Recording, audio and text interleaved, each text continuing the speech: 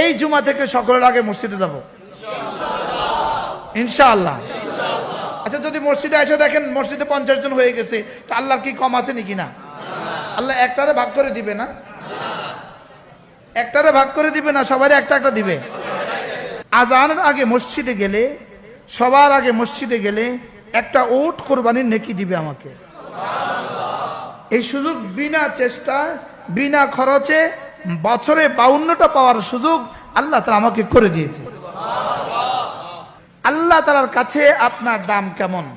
আল্লাহ তাআলার কাছে আপনার দাম কেমন? আপনার কাছে মসজিদের দাম যেমন। সরাসরি যে মসজিদে আসা যাওয়া করবে, 4টা দিয়ে আল্লাহ তাআলা তাকে পুরস্কার দিবেন।